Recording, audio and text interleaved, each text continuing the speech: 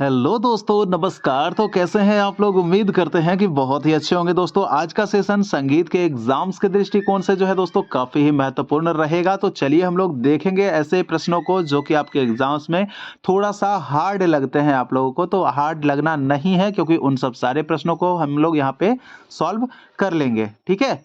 तो चलिए हम लोग सॉल्व करना शुरू करेंगे बारी-बारी से। लेकिन उससे पहले आपसे कहेंगे कि दोस्तों कि अगर आप लोग चैनल पे नए हैं या पुराने हैं, सब्सक्राइब अगर नहीं किए हैं तो सबसे पहले सब्सक्राइब करके नोटिफिकेशन को ऑल पे जरूर सेट कर लीजिएगा, ताकि आने वाला जितना भी सेशन होगा तो सबसे पहले आपके पास पहुंच जाए। ठीक है, तो चलिए शुरू करते हैं अपने पहले प्रश्नों को दोस्तों। प्रश्न हमारा क्या यहाँ पे पहला पूछ रहा है, ठाकुर जयदेव सिंह को पद्म भूषण पुरस्कार से कब सम्मानित किया गया था? तो ठाकुर जयदेव सिंह के बारे में बात हो रही है ना। इनका एक ग्रंथ है, कौन सा, पहले इनके बारे में मैं बता दूं तो ये है आपका विज्ञान भैरव, इनका ग्रंथ है। ठीक है, विज्ञान भैरव ये किनका ग्रंथ है? ये ग्रंथ कहा जाता है कि ठाकुर जयदेव सिंह का है, विज्ञान भैरव। तो पूछा जा रहा है कि पद्म भूषण पुरस्कार से कब सम्मानित किया गया था? क्या 1974 में, 1950 में या फिर 2023 में? तो इसका जो जवाब हो जाएगा ऑप्शन नंबर ए हो जाएगा 1974 ईस्वी। ठीक है, 1974 ईस्वी में क्या हुआ था? तो ठाकुर जयदेव सिंह को ये आपका पद्म भूषण, ठीक है, पद्म भूषण पुरस्कार दिया गया था 1974 में। चलिए अब देखिए यहाँ पे दूसरा नंबर प्रश्न हमारा क्या पूछ रहा है कि नान्यदेव को कौन सी उपाधि प्राप्त थी? नान्यदेव ग्रंथ इनका कौन सा है भैया? आप लोग कमेंट कीजिएगा नान्यदेव का ग्रंथ को, क्योंकि बहुत बार बता चुके हैं, इसलिए आप लोग से कमेंट में मुझे जानकारी लेना कि कौन सा ग्रंथ जो है नान्यदेव जी का है। तो कौन सी उपाधि से इनको प्राप्त थी? कौन सा, क्या प्रणव रंग कहा जाता था, मोहन मुरारी या फिर क्षमापाल नारायण? तो यहाँ पे जो देखेंगे, यहाँ पे जो आंसर बनेगा आपका उपयुक्त में से एक से अधिक बनेगा। क्यों? क्योंकि मोहन मुरारी और क्षमापाल नारायण ये दोनों जो है उपाधि किनको प्राप्त थी? तो ये आपके भरत भाष्य के लेखक नान्यदेव जी को ही प्राप्त थी। ठीक है, चलिए देखिए प्रणव रंग किनको कहा जाता था? तो ये याद रखिएगा ओमकारनाथ, ओमकारनाथ ठाकुर जी को। ठीक है, ओमकारनाथ जी को कहा जाता है प्रणव रंग, क्योंकि इनका जो एक ग्रंथ भी है प्रणव भारती है। ठीक है, देखेंगे अगला प्रश्न हमारा है तीसरा नंबर का कि भरत भाष्य ग्रंथ को खाली स्थान भी कहा जाता है। तो भरत भाष्य ग्रंथ को क्या कहा जाता है? क्या सरस्वती हृदयालंकार, मोहन मुरारी या फिर क्षमापाल नारायण? तो ये अभी मैंने बताया कि मोहन मुरारी और क्षमापाल नारायण ये किनको, ये उनके उपनाम के तौर पे जाना जाता है। किनका? नान्यदेव का। ठीक है, नान्य देव का जाना जाता है उपनाम के तौर पे। तो लेकिन ग्रंथ को अगर पूछेगा तो ग्रंथ को किस नाम से भी? तो जवाब होगा उपयुक्त यहाँ पे ऑप्शन नंबर ए, यानी कि सरस्वती हृदयालंकार। ठीक है, इसे भरत भाष्य ग्रंथ को सरस्वती हृदयालंकार भी कहा जाता है। ठीक है, चलिए चौथा नंबर प्रश्न देखेंगे हम यहाँ पे कि डॉक्टर प्रेमलता शर्मा का जन्म कब हुआ था? डॉक्टर प्रेमलता शर्मा का जन्म क्या 1927, 1912 या 1887? तो यहाँ पे देखिए इसका जो जवाब हो जाएगा आपका ऑप्शन नंबर ए हो जाएगा 1927 ईस्वी में प्रेमलता शर्मा जी का जन्म माना जाता है। अगर आपसे पूछ दे कि इनका जन्म जो है वो कहाँ हुआ था, तो कहाँ बताना है आपको? ये इनका जन्म कहाँ हुआ था? तो पंजाब में हुआ था। ठीक है, कहाँ? पंजाब में हुआ था। अगर जगह पूछे तो क्या बताएंगे? नकोदर, नकोदर। ठीक है, पंजाब के नकोदर में। अगर वहीं 1912 की बात कर ले तो 15 अगस्त 1912 को जो जन्म हुआ था उस्ताद आमिर खां का जन्म हुआ था। ठीक है, इंदौर में। और 1887 की अगर हम बात कर लेंगे तो ये थे आपके भिखारी ठाकुर, भिखारी ठाकुर। ठीक है, भिखारी ठाकुर जो कि भोजपुरी के शेक्सपियर के नाम से जाने जाते हैं। उनका जन्म 1887 में हुआ था। तो प्रेमलता का कब जन्म हुआ? 1927 ईस्वी में। ठीक है, चलिए आगे देखेंगे। पांचवा नंबर प्रश्न हमारा है कि डॉक्टर प्रेमलता शर्मा के गुरु कौन थे? कौन थे भाई इनके गुरु? क्या विष्णु दिगंबर पलुस्कर थे, ओमकारनाथ ठाकुर या फिर रविन्द्रनाथ टैगोर? तो यहाँ जो जवाब हो जाएगा इसका सही जवाब ऑप्शन नंबर बी हो जाएगा, ओमकारनाथ ठाकुर हो जाएगा। ठीक है, इसके गुरु कौन हो जाएंगे? ओमकारनाथ ठाकुर जी हो जाएंगे। ये जो है ओमकारनाथ ठाकुर जी BHU में ही इनकी शिष्या रही है डॉक्टर प्रेमलता शर्मा जी। ठीक है, BHU में इनकी शिष्या रही है। तो जवाब आपका हो गया ओमकारनाथ ठाकुर। आगे देखेंगे छठा नंबर प्रश्न है कि रस कौमुदी किनकी रचना है? क्या विष्णु दिगंबर पलुस्कर की, श्री विट्ठल की या फिर श्रीकंठ की? तो रस कौमुदी की अगर हम बात कर लेंगे तो रस कौमुदी जो रचना हो जाएगा ये किनका हो जाएगा? तो रस कौमुदी ये किनका हो जाएगा? श्रीकंठ का। इसका जवाब हो गया ऑप्शन नंबर सी, यानी श्रीकंठ।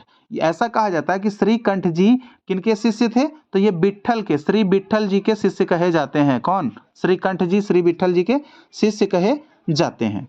और जो है इनका जो ग्रंथ है रस कौमुदी, इसमें जो है कितने 2 अध्याय हैं और प्रत्येक जो है 2 अध्याय का वो 5 खंड है। ठीक है, 2 अध्याय और सभी के क्या है 5 खंड है, ध्यान रखिएगा।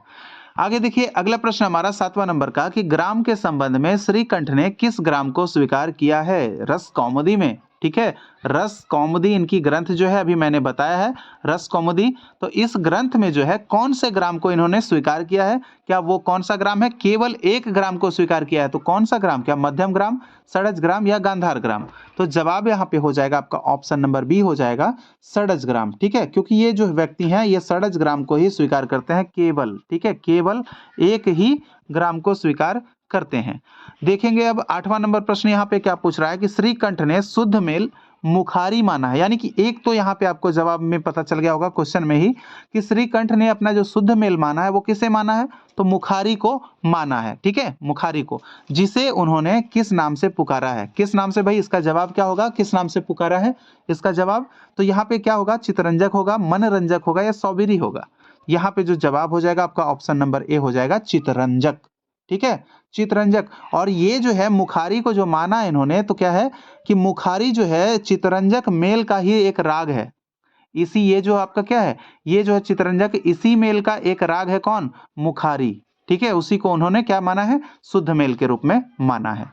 ठीक है, देखेंगे अगला प्रश्न हमारा 9वां नंबर का प्रश्न है कि रागमाला किनकी प्रसिद्ध ग्रंथ है। रागमाला क्या श्रीनिवास, विनायक पटवर्धन या पुंडरीक विट्ठल। तो रागमाला जो ग्रंथ पूछा जाता है ये किनके बारे में पूछा जा रहा है, रागमाला। तो ये जो इनका जो जवाब हो जाएगा आपका ऑप्शन नंबर सी पुंडरीक विट्ठल हो जाएगा, क्योंकि यही विट्ठल जी जो है रागमाला जो है इसका रचना किए हैं। और विट्ठल के अनुसार अगर हम बात करेंगे तो इन्होंने जो माना है शुद्ध स्वर सप्तक वो मुखारी को ही माना है। ठीक है, शुद्ध स्वर सप्तक जो माना है विट्ठल जी मुखारी को ही माना है। ठीक है, चलिए 10वां नंबर प्रश्न देखिए, यहाँ पे प्रश्न हमारा क्या कह रहा है कि विनायक राव पटवर्धन का जन्म कब हुआ था। ठीक है, कब हुआ था, तो यहाँ पे जो जवाब होगा क्या देना है जवाब, क्या 1927 में, क्या 1898 में या फिर 1860 में। तो 1927 में जो हम बताए कि वो किनका जन्म हुआ था, तो ये डॉक्टर प्रेमलता शर्मा का जन्म हुआ था। ठीक है, 1927 में अभी बताया ना प्रेमलता शर्मा का। 1898 की बात करें तो ये जो हो जाएगा आपका सही जवाब हो जाएगा, क्योंकि विनायक राव पटवर्धन का ही जन्म 1898 ईस्वी में हुआ था। ठीक है, 1860 में किनका, तो भातखंडे का। ठीक है, भातखंडे का। चलिए आगे देखिए अगला प्रश्न हमारा 11 नंबर का प्रश्न है कि विनायक राव पटवर्धन के प्रारंभिक गुरु कौन थे। प्रारंभिक गुरु, भाई ऐसे तो आपको बता दूं कि इनके गुरु कौन माने जाते हैं, तो आपको बताना है क्या, पलूस्कर। ठीक है, पलूस्कर बताना है। लेकिन प्रारंभिक गुरु की अगर बात करेगा, सबसे पहले उनका गुरु का बात होगा तो उनके गुरु कौन थे, चाचा। उनके चाचा ही उनके प्रारंभिक गुरु रहे हैं संगीत के। तो इनका नाम क्या था, तो इनका नाम हो जाएगा option number A Keshav Ram कहा जाता है। ठीक है, क्या नाम है उनका, केशव राम, जो कि उनके चाचा थे और प्रारंभिक गुरु वही थे। अगर प्रारंभिक नहीं लगाए तो अगर केवल आपसे पूछे कि गुरु कौन थे तो आपका पलूस्कर फिर जवाब होगा। ठीक है, ध्यान रखिएगा। आगे देखिए अगला प्रश्न हमारा 12 नंबर का कि गंधर्व महाविद्यालय पुणे की स्थापना किसने की थी।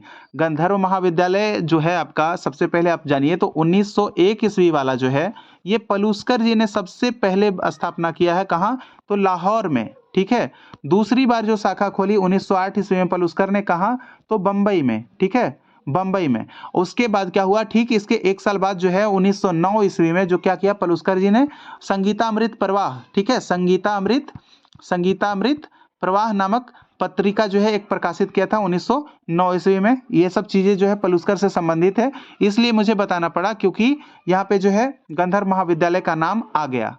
लेकिन अब स्थान बदल रहा है, पुणे हो रहा है। ठीक है, पुणे। तो कौन है भाई, तो इन्हीं के जो शिष्य हो जाएंगे, कौन, इसका जवाब option number C Vinayak Rao Patwardhan ji हो जाएंगे। ठीक है, इसका जवाब क्या हो जाएगा, विनायक राव पटवर्धन। अगर आपसे पूछे कि कब हुआ तो क्या बताना है, तो आपको बताना है 1932 ईस्वी में हुआ। ठीक है जी, 1932 ईस्वी में गंधर्व महाविद्यालय पुणे की स्थापना हुई, किनके द्वारा, तो विनायक राव पटवर्धन जी के द्वारा किया गया था। ठीक है, चलिए देखेंगे 13 नंबर प्रश्न हमारे यहाँ पे कि राग विबोध ग्रंथ की रचना किस वर्ष हुई। देखिए राग विबोध है यहाँ पे, अगर यहाँ पे आपसे पूछता कि राग तत्व विबोध, ठीक है, तत्व विबोध, इसके ग्रंथ के रचनाकार कौन है? जरा सा आप लोग कमेंट कीजिएगा कमेंट बॉक्स में कि इस ग्रंथ के रचनाकार कौन है राग तत्व विबोध के। ठीक है, आइए राग विबोध पे हम चलते हैं। तो जवाब यहाँ पे क्या देना होगा? क्या 1650, 1610 या फिर आपका 1550? तो यहाँ जो जवाब हो जाएगा ऑप्शन नंबर बी आपका हो जाएगा कि राग विबोध ग्रंथ का जो रचना काल जो माना जाता है मेरे दोस्त, ये 1610 में ही माना जाता है। और ये किन की रचना है? तो ये सोमनाथ की रचना है। ठीक है, सोमनाथ की रचना है। और सोमनाथ के अनुसार अगर बात करें तो इन्होंने कितने मेल माने हैं? 23 मेल माने हैं। ठीक है, कितने मेल? 23 मेल माने हैं। अगर राग के बारे में आपसे पूछ दिया जाए कि सोमनाथ ने 23 मेल के अंतर्गत कितने रागों को रखा है, तो क्या जवाब देंगे? तो जवाब देना है 75 रागों को रखा है। ठीक है, देखिए दोस्तों, आप लोग के लिए जो है सेशन अगर इंपॉर्टेंट लग रहा होगा, अगर मजेदार आप लोग के लिए लग रहा होगा, तो आप लोग प्लीज आप लोग जो है हमारे मोटिवेशन के लिए चैनल को सब्सक्राइब करके नोटिफिकेशन को भी ऑल पे सेट करके और साथ ही वीडियो को एक प्यारा सा लाइक अपना जरूर दे दीजिएगा। ठीक है, और उन दोस्तों के पास भी सेशन को पहुंचा दीजिए जिनके पास सेशन नहीं पहुंचता है, तो उनके लिए जो है जरा सा एक शेयर भी कर दिया कीजिएगा। ठीक है, चलिए देखिए अगला प्रश्न यहाँ पे 14 नंबर प्रश्न पूछ रहा है कि सोमनाथ ने वीणा पर कितने पर्दे बांधे? वीणा पर कितने पर्दे बांधे? भाई सबसे पहले अगर वीणा पे पर्दे की बात करेगा तो पर्दे किसने बांधे थे? तो वीणा पर जो पर्दा बांधा थे कौन? तो वो कौन थे आपके? मतंग। मतंग जाने जाते हैं। ठीक है, मतंग मुनि। ठीक है, मतंग जाने जाते हैं। लेकिन यहां पे पूछ रहा है क्या सोमनाथ ने वीणा पर कितने पर्दे बांधे थे? कितने पर्दे? क्या 7, 22 या फिर 12? जवाब क्या होगा यहाँ पे? जवाब हो जाएगा ऑप्शन नंबर बी आपका 22। उन्होंने 22 पर्दे बांधे थे। और पर्दों की अगर हम बात करें, पर्दों को क्या कहा जाता है? तो सुंदरी कहा जाता है। ठीक है, सुंदरी कहा जाता है पर्दा को। और क्या कहते हैं? सारिका कहते हैं। ठीक है, सारिका भी कहा जाता है पर्दे को। ठीक है, तो ये सब चीजें जो है आपको याद होनी चाहिए। चलिए अब देखेंगे अगला प्रश्न हमारा 15 नंबर का प्रश्न क्या पूछ रहा है कि महाराणा कुंभा का उपनाम क्या है? क्या सूर्यरंग, नियामत खां या कालसेन? क्या होगा यहाँ? जवाब क्या होगा मेरे दोस्त? तो सूर्यसेन जो आपका हो जाएगा। ये किसको कहते हैं? अमीर खां। ठीक है, अमीर खां। आमिर खां, ये इन्हें कहा जाता है। इनका उपनाम जो है सूर्यरंग है।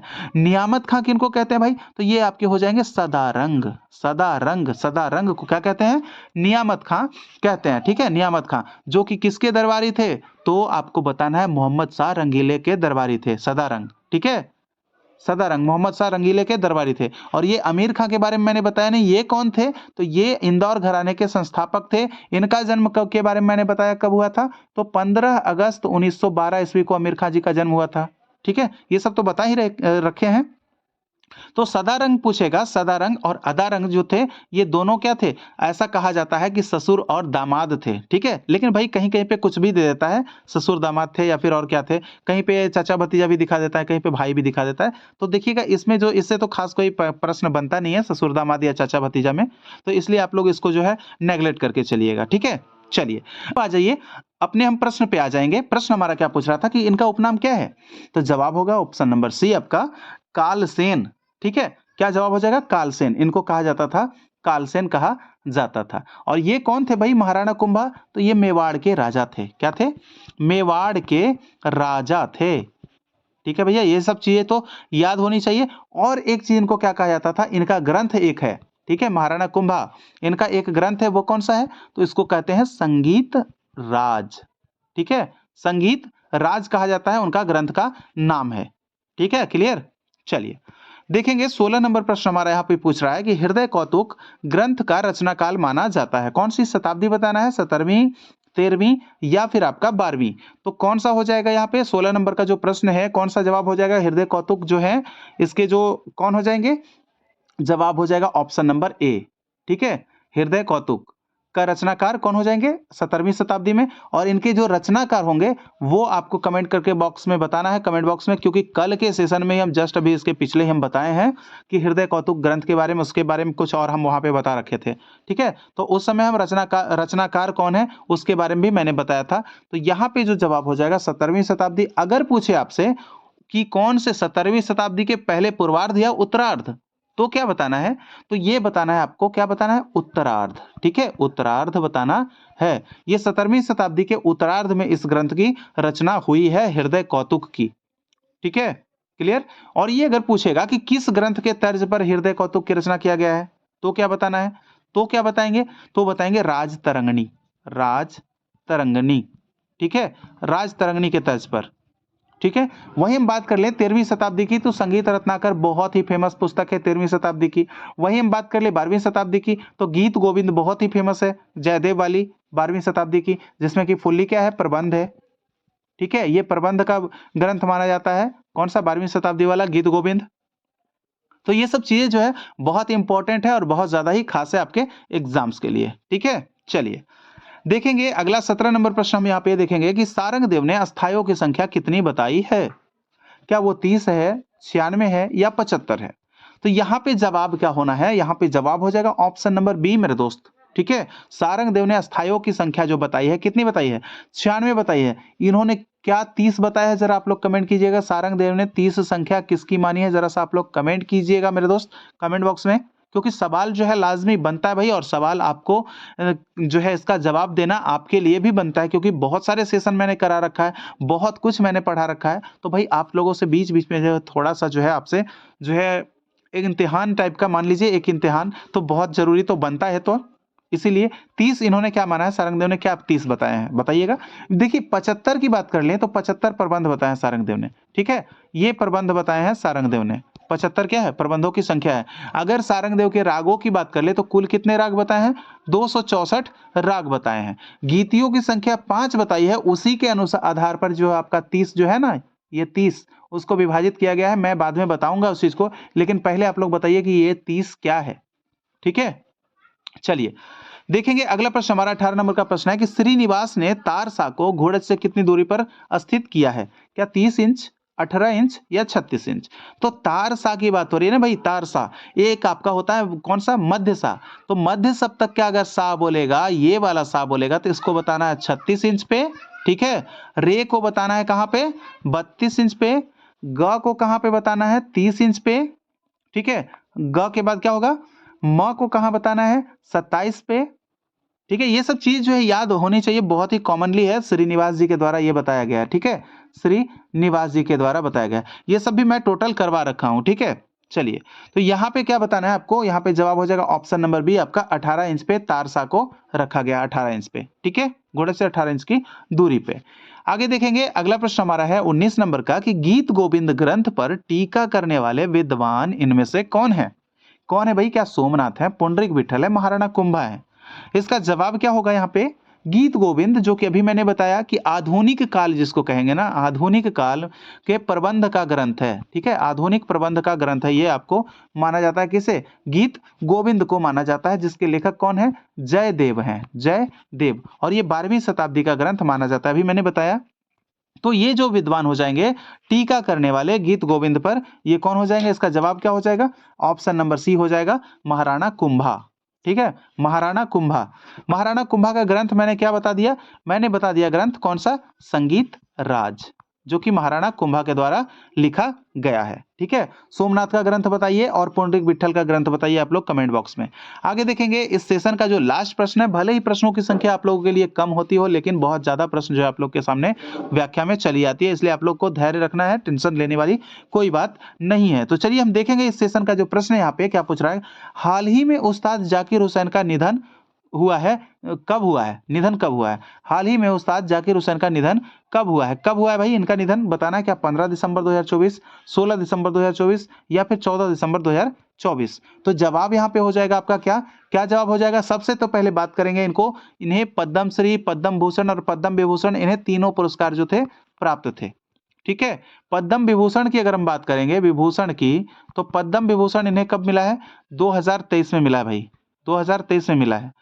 और एक पुरस्कार पद्म भूषण जो कि 2002 में इनको मिला है। ठीक है, 2002 में इनको मिला है। और पद्मश्री इनको 1988 में शायद मिला है, मैं अगर गलत नहीं हूं तो 1988, एक बार इसको देखिएगा पद्मश्री वाले। ठीक है, क्योंकि ये जो है इंपॉर्टेंट हो जाता है, इसलिए मैं बता रहा हूं ना कि इंपॉर्टेंट है, हाल ही में इनका निधन हुआ है, तो शायद पूछ दिया जा सकता है। तो चलिए यहाँ पे निधन कब हुआ था, इसका जवाब क्या हो जाएगा, इसका जवाब हो जाएगा आपका ऑप्शन नंबर ए, 15 दिसंबर 2024।